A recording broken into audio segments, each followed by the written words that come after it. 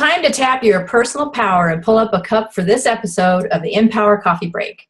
I'm Dana Theus with InPower Coaching. Today, our guest is Elinor Slomba with Arts Interstices. I'm going to ask her to help me pronounce that correctly here in a minute. And Elinor is here to explore today's topic of curation with us and perhaps the intersection of art and business and work and life. And we hold these coffee breaks live on Tuesdays at 1 o'clock to explore InPower topics and strategies that help you live and achieve work-life satisfaction and lead in a pro-human workplace. So we want you to join us live, watch and listen to past recordings at coffeebreak.InPowerCoaching.com and subscribe to our podcast on iTunes where you can leave a review and help other people find it. Now let's get to it. I want to introduce Elinor by reading a very brief bio of her, which is fascinating. She's fascinating. With a background in fundraising for arts organizations, Elinor Slomba founded Arts Interstices in 2011 to help businesses solve business problems by hiring artists. In October 2013, she curated Navigating Complexity, an exhibition featuring 17 artists, which ran concurrent with the Drucker Forum in Austria on the same theme. Based out of a lively co-working space called The Grove in New Haven, Connecticut, which I think she's going to talk about with us, she directs a gallery there and developed a guest curator training program so that community members can share diverse voices and perspectives regardless of any formal arts background. Students in the course have explored dynamic issues through art such as physical and mental health challenges, environmental awareness, and neighborhood development. She's also been a producing curator for the New Haven Museum and CityWide Open Studios, a virtual curator for Agile Dimensions and Sococo, and a panelist for the Percent for Art program. Elinor, welcome. That is quite the background. Thank you. Wonderful to be here, Dana. Well, and I have so many questions. I'm not even sure where to start, but I think where I'd like to ask you to start is, you know, the thing that intrigued me most about your background was this idea of the intersection of art and business. Because I think the stereotype about art and artists is it's this thing you go to museums and galleries and it's very high. You have to be very knowledgeable to even get any value out of it. And so getting from there to what does art bring to our lives is step one. But getting from there to what does art bring to our business seems like a big stretch, but you've managed to collapse it. So can you talk to us about that? Well, sure. Thanks. That word that's so clunky in my business name, interstices, is there for it means the spaces in between. And that's really where I've built this business model and finding out that artists have enormous value to add to business, because in this day and age, to be competitive at all, businesses really have to ask themselves, what do I do that's so unique that we can be considered artists at what we do? And those are the kinds of businesses that people want to align with and bring into their lives. And so looking towards artistic intelligence and connecting the spaces in between those two sectors does hold a lot of value today. I'm finding to my you know, it was a gamble, but it's been 5 years, so here we are. You know, okay, so let's talk about the space in between, because where here's how I come at that idea of the space in between, and I'm wondering if it resonates in your world too, is that there's all that kind of left brain stuff that we think we have to do in life, that business is all about. It's on spreadsheets. It's, you know, that's what success means, is success on the spreadsheets and success, you know, in the things that we can show to people. But then there's the things that we feel, our emotional intelligence, whether we're feeling like what we're doing has any value or worth. Do we have purpose? You know, those things are in between all the things that we can sort of show the world, and yet they're what drive us, they're what motivate us, they're what it ultimately makes us successful. And it sounds to me like you're kind of putting art into those spaces too, which makes sense. Absolutely. And in a very literal way, when we look around at the space where we work, often art can enhance those spaces. You see a painting by Annie Saylor, who's also a choreographer. So I say her paintings look very dancerly. She has a studio at Erector Square in New Haven, which is the former factory where they made the old Erector sets. Oh, cool. Yeah. So that's a whole building that's been repurposed and is now artist studios. So when we look at our workspaces and filling those spaces with art, to me, that's a kind of visual leadership.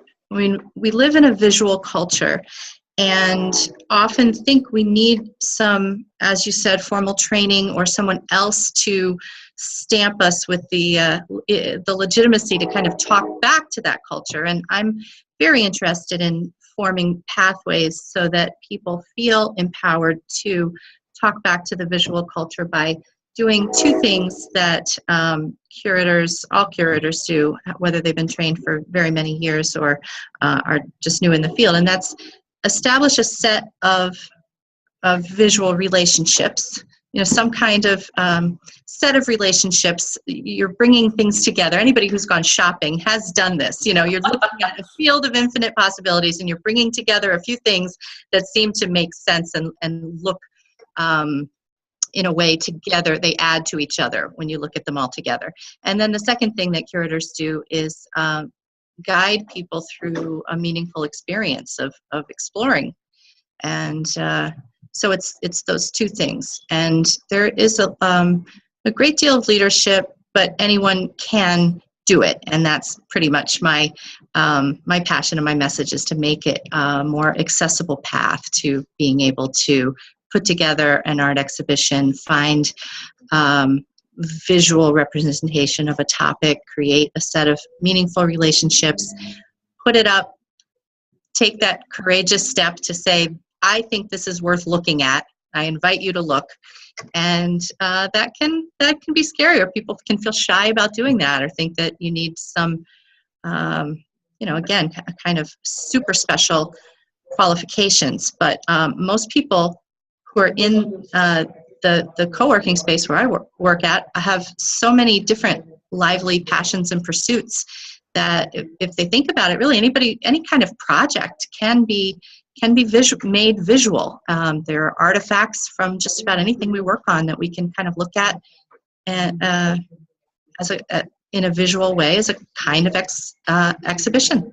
So I'm going to actually probe a little bit something you said about what curation is, because as I hear you talk about it, I'm sort of resonating with an InPower principle, which is intentionality. That when we do anything with intention, we create a different impact than if we do it without intention, right? Absolutely. It causes something different when we're intentional about it, which isn't always better, but often is. And when I hear you talking about curation, you're talking about it in a visual sense. And I love this idea of visual leadership, because to me, leadership is anything that you do with intention, with the idea of making an impact. So to me, there's a lot of overlap in those two ideas, but I almost wonder, does curation have to be visual? Not at all. Any sort of content. However, there's in most collections of content, there's some aspect of seeing, but I have a student in the curation training classes who's putting together a group of artists who are all differently challenged. She herself is deaf, and I'm sure she will be including some visually impaired artists and making sure that they're represented in the exhibition. And I can't wait to see what she comes up with. Certainly, it doesn't have to be visual, but in filling a gallery space and dedicating walls towards a program, it is an invitation to fill those walls in a visual way. Yeah. I guess then there's always performance arts, which is a little visual and a little kinetic. Yeah, and a really good example of the spaces in between and how visual is really just one aspect is a hotel recently that hired me because they're an extended stay hotel, right? So they have people staying for more than 30 days, and you can feel like you're in limbo in those situations, whether you're on a residency for several months or your new home is being worked on or fixed or something. You find yourself staying at a hotel for months rather than days. So yes, they had walls that needed art, but that wasn't the point. They wanted a gallery program, which means inviting people from the community in and having arts kinds of events that could bring the people who are staying there towards more of a sense of being in a lively, creative place in part of a community. So the objects there that we decided to hang are really just a starting point for the explorations, the conversations, really the community, which can be argued as the real point of curation. Which kind of gets to your idea of experience too. Mm-hmm. And just to build on this one more minute, and then I want to turn to spaces and working spaces and how we create them. But we have a partner on InPower Women called Silk Armor, and they curate wardrobes. They offer professional women's wear, but they encourage us to curate our own wardrobes, in part so that we feel good. Like no matter what we grab out of our closet, we end up feeling good. And obviously we look, we're curating the experience for other people, but we're really curating the experience for ourselves first. So that goes along with what you're saying about curation being the intentionally creating an experience. Let's talk for a minute about creating space for ourselves and using curation principles in creating spaces to facilitate and support the kind of energy we want in that space. So you talked about the hotel, which is a fascinating environment. What do you, like what you did there in the co-working space? What was your organizing principle in terms of how you wanted to create the space, curate the space there? Right. Well, the exhibition that you mentioned in my bio, and thank you for doing that, was the very first one that we did here, was called Navigate Complexity, and it had 17 different artists, and I suppose just that theme of complexity fascinated me. So there, you can start with a theme and then think about different ways that different people might approach that theme, which might be very different from how you would approach it. And that's the invitation to, learn something new and guide others to see what you've learned. Well, and also, that's an interesting idea that when you're creating a space, you should think about, am I creating this just for myself, or am I creating it for other people, and what impact would those two things mean, right? Mm-hmm. Mm-hmm. I mean, on a purely aesthetic level, you can boil things down to color, form, and shape. And what's interesting, and we use postcards from the Yale Art Gallery that have different images on them as a kind of tabletop game. They're all flipped over face down, and we flip certain ones over. Sometimes we put them back just like poker, like, no, I don't like that hand. And kind of learn through that process that sometimes three things that we each like individually don't look that great together. And so to sort of sacrifice what might be your initial preferences to find a set of things that really honor each other and make the most of each other. So that's a kind of interesting thing too. It's not always just putting together things that you like. There's kind of this integrity to the set of the relationships that you're building. But color, form, and shape are pretty reliable things to fall back on when you're talking about the aesthetics. What does that mean? Like, if I have to create a space, what do I do with those three ideas? Well, in color, it's really about whether you are looking for, or whether monochrome, kind of a muted one or two colors would be the right fit, or something that is more polychrome, a great kind of cacophony of color. I'm going to slowly, so I don't... if you see across the room, Annie's paintings are full of color and yet very varied in size. So, and it's interesting too, because my reaction to the one behind you is it's more peaceful. Mm-hmm. Because it's got cooler colors and there's more color. The other one has more variety and brighter colors, and so it's more energetic. So I would like, if I were in an energetic mood, I'd want to go sit by the other one. Yeah, so we absolutely discussed those things, and yeah, how it can feel different being next to something for 20 minutes versus 8 hours, and Yes. what is the use of the space, and who uses the space, how you want them to feel when they're leaving the space are things that I consider. And so we covered color, and how different levels of variety can make you feel. Form relates to geometric, kind of hard-edged, classical lines, or more organic shapes that are more similar to what you might find in nature. I took a group of high schoolers through an Open Studios event, and they actually had a little form to fill out to respond to what they saw, so that they could learn by the end of the day, do I lean more towards favoring mechanical geometric shapes, or am I more organic, biomorphic, we say, based on kind of life,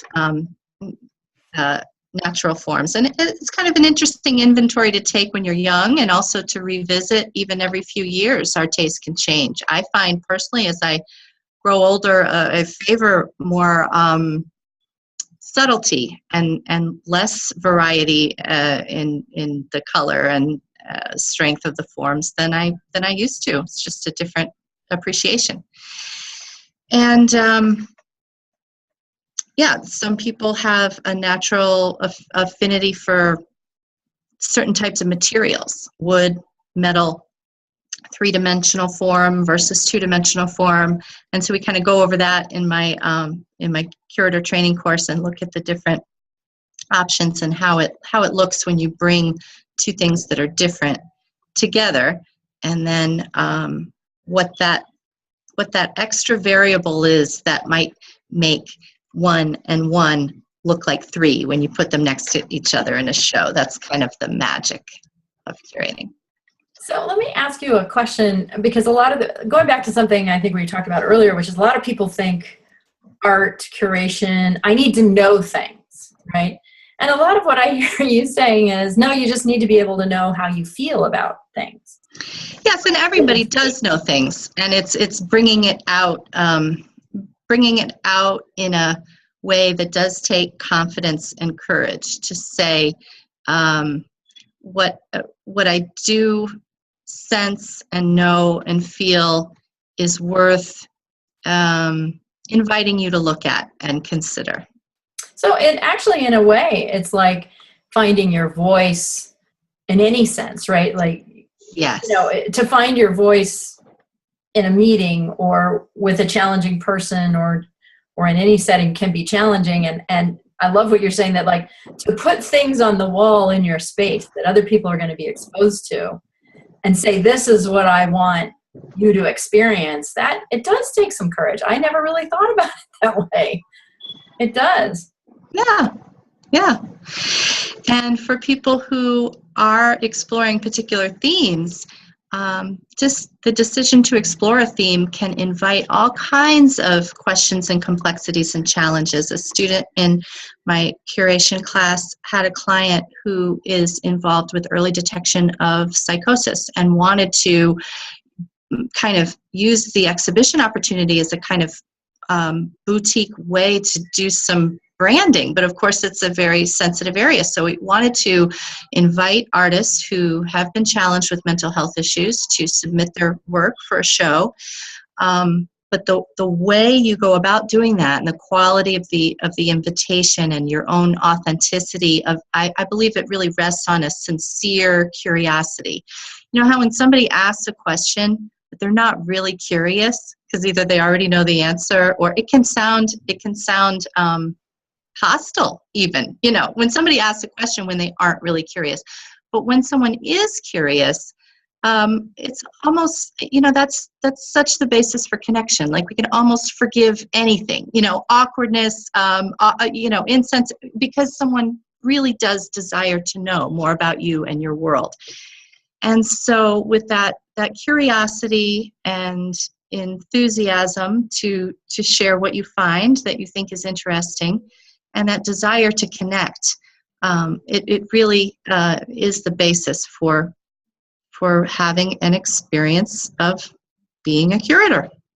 And you know, I'm curious about this class that you're teaching. First of all, I love the point you made about curiosity. We have another guest who comes on the show who does a podcast called Choose to Be Curious.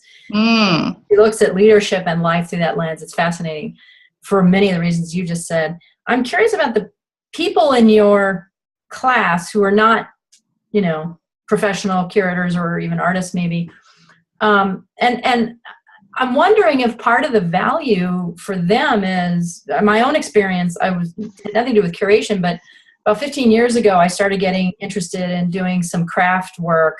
And I thought, this is crazy. What a waste of my time. I've got kids, I've got work, I've got all these things to, and I just was so overwhelmed. I just decided to do some crafting. And it opened up this whole kind of creative part of my life that has become like water, you know, I have to have it. And I'm wondering if curation kind of does the same thing. Like if you can't draw worth beans, if you can't, you know, string together beads, you can't make anything, but you can curate, you can choose things. Do you find people has this creative fulfillment for people in the class? Yes, I do. And opening the door to more enjoyment. Someone brought in some examples. Again, we're in such a visual culture. People are constantly bombarding us with things that they want us to look at. And someone brought in 3 examples of things that they thought were particularly well done. And they felt that based on taking the class, they had a framework for being able to assess what people were presenting to them and wanting them to look at, and being able to appreciate and discriminate between things that were well done and things that were maybe more clumsy. So that was, you know, from a design standpoint. So that was interesting. And then also, I think the gentleman who originally inspired me, and I want to just shout out to my colleague and friend Stuart Scott in the Agile software development field in North Carolina. His wife loved to take him to galleries and to exhibitions, but he felt cut off. He didn't really understand what went into them and why he should care, really.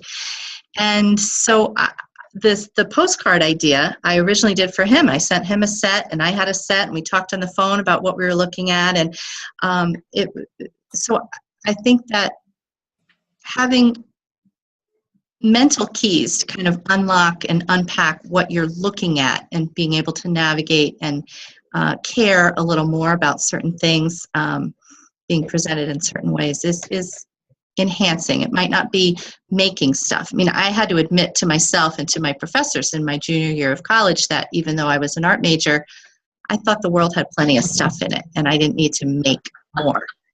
But I do feel creative in managing spaces and in matching people together sometimes, and in finding the right combination of creative personalities to work on certain projects and fill certain spaces, and that is in fact an art form. So you know, I think it absolutely is, and I think I have many clients who undervalue the art with which they do aspects of their job, and a lot of it is like you're talking about, you know, bringing the right people together at the right time, focused on the right thing. You know, that is a skill and a value, and of course people have to feel value at the end of it, you know, but it's being able to do it so that it produces value, even if it's sometimes intangible. Even who should be in this meeting, who needs to be in this meeting for it to really be valuable. That is a kind of curation. Right. Yeah. And I remember people laugh, you know, about, there's an old story about the negotiations to end the Vietnam War, and it took them months to decide how the table should be laid out, you know. And on the one hand, that's silly. On the other hand, they weren't negotiating really the table location. They were negotiating power relationships. And that it strikes me that when you're a curator of experience, you're aware of those subtle secondary dimensions beyond just the visual that are created by the visual, that are, you know, kind of grounded in the visual. Yes, all the conversations that need to happen to be able to make definite decisions. We're drilling a nail in the wall right here. And there were a lot of conversations that had to happen. We have a piece in the permanent collection here at the Grove that actually lives inside the wall. It's a peephole piece. People have to put their eye right on the wall, and the piece is inside the wall. And managing that, making sure that could be installed, and that the artist had what he needed to do to be able to do that, and that the people in charge of the building were okay with it and everything else. Yeah. That took some work, I guess.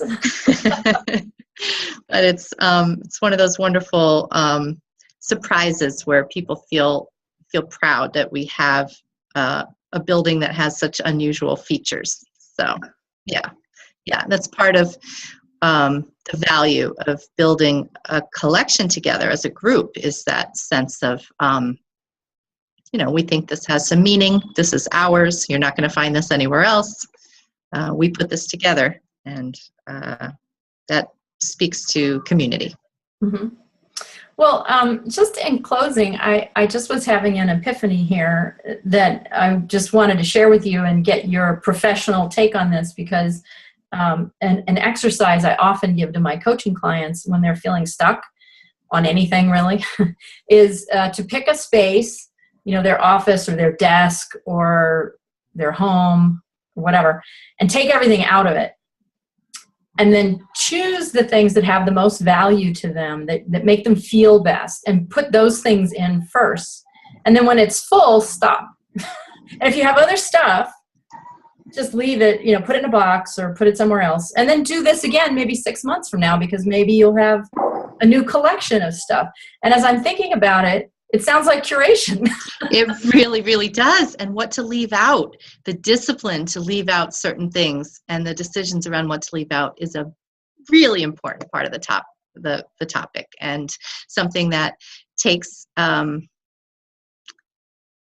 might come easier with experience, that that the end effect is so much better with fewer things sometimes. Yeah.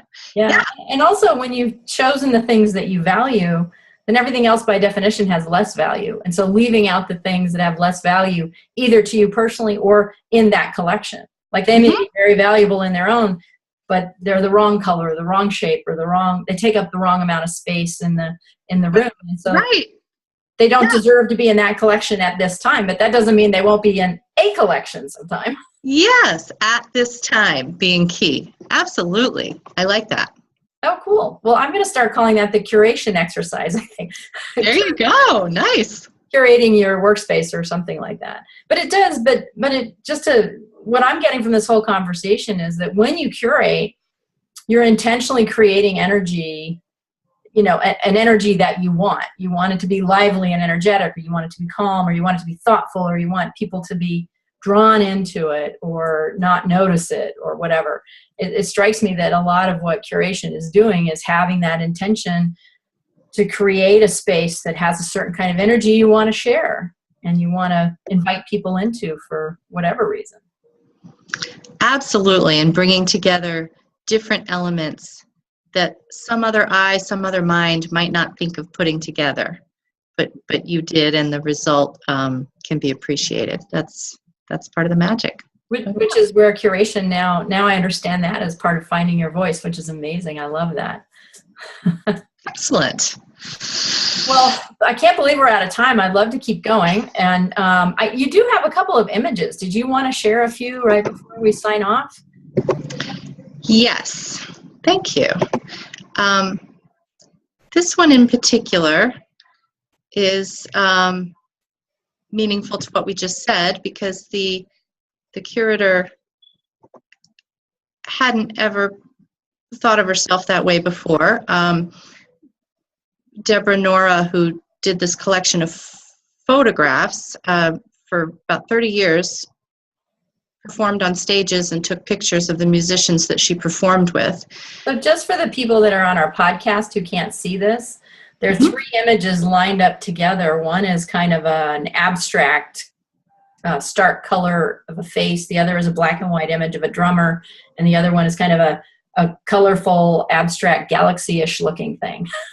Yeah, so she wanted to show her photographs, but we don't do solo shows in the Grove. It just is, find other artists whose work fits with yours and, become the curator. And so she did find Marta Machiavelli and Amin Ra, whose work is all based on the connection between visual art and music. And you might be able to tell from the way these three go together, or I'll just describe that in just looking across color, shape, and form, there are some very strong relationships. The way black and white is used to kind of structure the pictures, and the way color comes in to punctuate that structure. So she's now working on a coffee table book based on her life as a musician and the way she has documented this, called Local Documents. And I feel very fortunate to have helped in some small way by providing this experience for her. But she has it all inside. It's just the exercise of getting it out so other people can see it that can be so profound. It is really thoughtful. It makes me think of the performer, the audience, and the experience between them. Great. So thanks for having a look. Oh, well, thank you for sharing that with us. And I would love to have you back and maybe have you visually take us through some spaces. If you have images like that you could share sometime. I'd love to do that. We could even play the game, the tabletop game. I'm sure there's a virtual way we could do that. Oh, that would be great. That would be wonderful. Well, thank you so much. I really appreciate you taking your time to share with us more about curation and helping me anyway expand my ideas about all the different ways in which we intentionally create spaces. I can see those wheels turning. It's so exciting. Thank you. Funny how that happens. So is there a website where people can find you? Artsinterstices.com. There's that word again, but it means the spaces in between. And I'm blogging actively there, and Facebook has my business profile, Slomba Arts Interstices, and anytime I do an event, people can subscribe and get notices of the events, virtual and in real life. Excellent. Well, we have your bio, and this recording will be on our website with a link to your website as well. And so I want to thank everybody for tuning in here to join us for this episode of the InPower Coffee Break. Please visit us at coffeebreak.InPowerCoaching.com to see upcoming topics, past recordings, including this one with Elinor and a link to her website, and learn how you can join us live. So I hope everybody has an InPower day, and thank you, Elinor, for joining us. We hope to see you again. Thanks, Dana. Bye, everybody. Bye.